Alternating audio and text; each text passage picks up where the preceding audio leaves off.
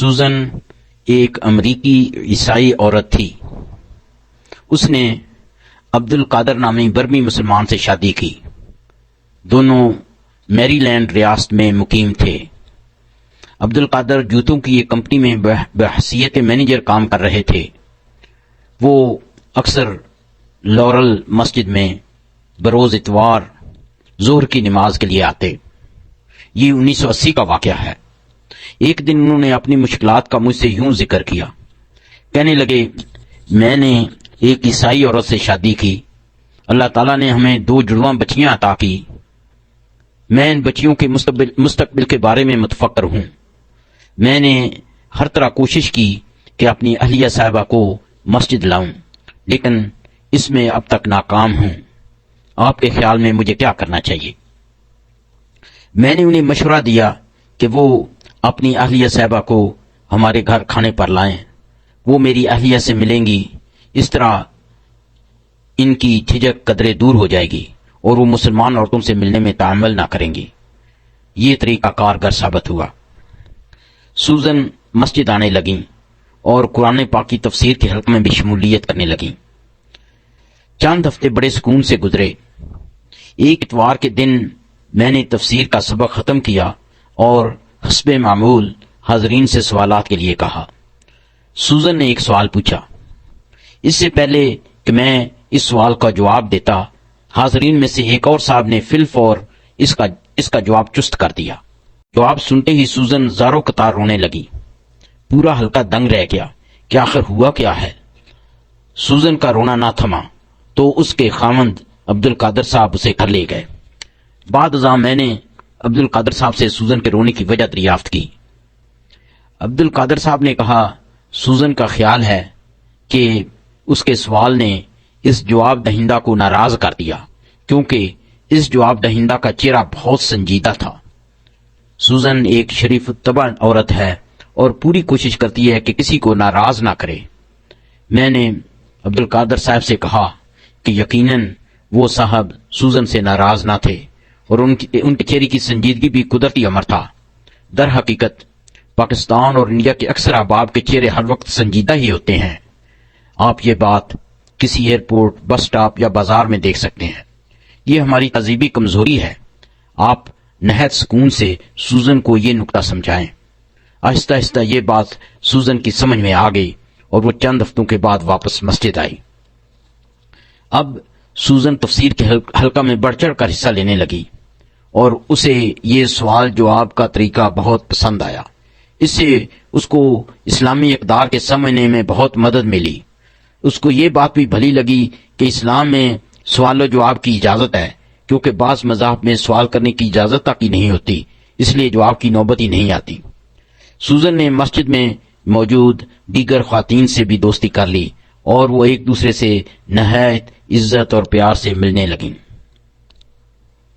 سوزن کی فکر بالکل اسلامی ہو گئی اور اسے یہ نئی سوچ بہت بھلی لگی۔ سوزن نے چاہا کہ وہ بھی مسلمان ہو جائے۔ یہ ہم سب کے لیے نہایت باعث مسرت بات تھی اور میری یہ خوش قسمتی تھی کہ میں نے اس کو کلمہ شہادت سمجھایا اور پڑھایا۔ اب سوزن ہم سب کی مسلمان بہن بن گئی۔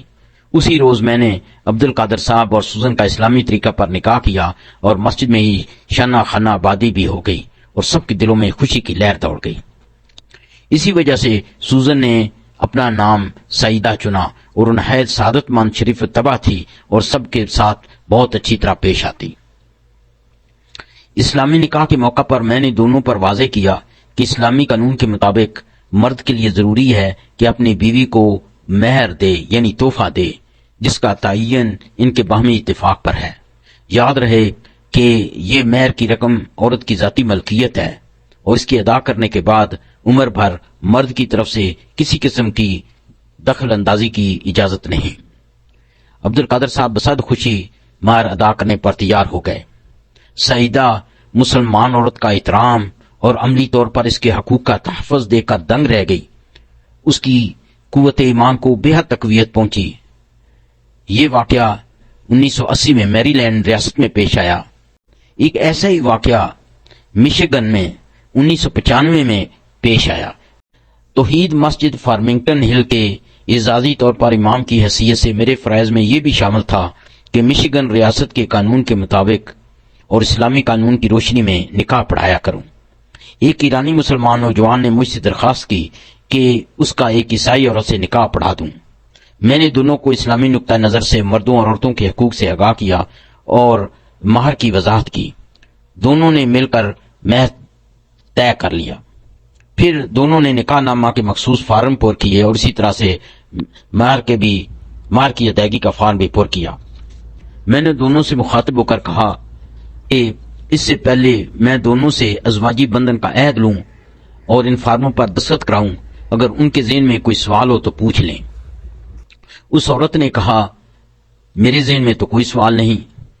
نوجوان بھائی نے کہا کہ میرے پاس ایک ضروری سوال ہے، وہ یہ کہ جس طرح مجھے اپنی ہونے والی بیوی کو مہر دینا ہے اس پر میرا کوئی تصرف نہ ہوگا، اسی طرح کیا یہ ضروری نہیں کہ یہ عورت بھی مجھ کو مہر دے؟ میں نے اسے بتایا کہ اللہ کے قانون میں ایسا نہیں، تو وہ کچھ سٹپٹا سکا، لیکن وہ عورت اسلامی قانون میں عورت کی قدر و منزلت دیکھ کر سیدہ کی طرح دنگ رہ گئی اور قدر معزوز بھی ہوئی۔ یہ واضح رہے کہ سوزن نے پہلے اسلامی تعلیم حاصل کی اور اپنے سارے شکوک و شبہات دور کیے، اور پھر خوب سوچ سمجھ کے بعد نہایت پختگی اور دلجمی کے ساتھ دائرہ اسلام میں داخل ہوئی۔ اسلام قبول کرتے ہی اس نے خود بخود اسلامی لباس پہننا شروع کر دیا اور پڑوسیوں، رشتہ داروں اور دوسرے ملنے والوں کی ذرا بھی پرواہ نہ کی۔ اسے اس نئے طرز زندگی پر بہت فخر تھا۔ اس کی دونوں جڑواں بچیاں اس وقت پرائمری اسکول میں پڑھ رہی تھیں۔ سوزن نے ان کو بھی سکارف پہننے کی تعلیم و تربیت دی۔ سوزن اور ان کی دونوں بچیاں اسلامی لباس میں بہت بلی اور پروقار نظر آتی تھیں۔ اس زمانے میں امریکی ماحول میں یہ ایک نیا ہی منظر تھا۔ سوزن اکثر روایتی اور پیدائشی مسلمان عورتوں کو مسجد میں غیر اسلامی لباس میں دیکھتی۔ سوزن چونکہ نہایت شریف الطبع تھی، اس کی وجہ سے وہ زبان سے کچھ نہ کہتی، لیکن ان عورتوں اور ان کے خامدوں کو بہت تعجب کی نظر سے دیکھتی۔ سوزن کو اردو کے شعر کہنے تو نہیں آتے تھے، لیکن وہ سوچ میں اکبر علیہ آبادی سے کافی مطابقت رکھتی تھی۔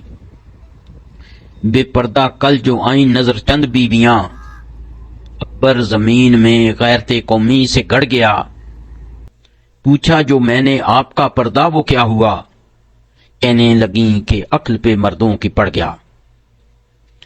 کم سن بچیوں کا اسکارف پہن کر اسکول جانا ان کے ہم عمر بچوں کے لیے ایک عجیب بات تھی۔ عمر کا تقاضا ہے کہ دوسرے بچے ان دونوں بچیوں کو گاہے بگاہے ستاتے، لیکن وہ دونوں بچیاں نہایت پختگی اور سنجیدگی کے ساتھ مشکلات کا سامنا کرتی رہیں۔ مجھے اس بات کا علم ہوا تو میں نے عبد القادر صاحب کی موجودگی میں سوزن سے کہا کہ ان کمسن بچیوں کو اس عمر میں اس نفسیاتی کشمکش میں ڈالنے کی ضرورت نہیں۔ سوزن بہت دور اندیش مسلمہ تھیں۔ اس نے ہم دونوں سے مخاطب ہو کر کہا بچیوں کو اسی عمر سے ہی صحیح روش پر چلنا ہے، اگر وہ اب اس پر کاربند نہ ہوئیں تو مستقبل میں ان کے عمل میں بودھا پن آ سکتا ہے۔ ہم دونوں سوزن کے ایمان کی اس طرح پختگی اور اخلاص پر کسیانے سے ہو گئے۔ عبد القادر صاحب نے زور کا کہکا لگایا، گویا یہ اس بات کا اعتراف تھا کہ ہم دونوں کا ایمان سوزن کے مقابلہ میں کمزور اور بودھا ہے۔ پس عبد القادر صاحب کہنے لگے کہ ہم پیدائشی مسلمانوں کی نظر میں اسلام کی صحیح قدر و منزلت نہیں، ہمیں اسلام ویسے ہی ورثے میں مل گیا ہے۔ میری اہلیہ اور دوسرے کئی نو مسلمان ہم سے بدرجہ بہتر ہیں۔ عبد القادر اور سوزن ماشاءاللہ ایک قابل رشک زندگی بسر کر رہے ہیں، الحمدللہ۔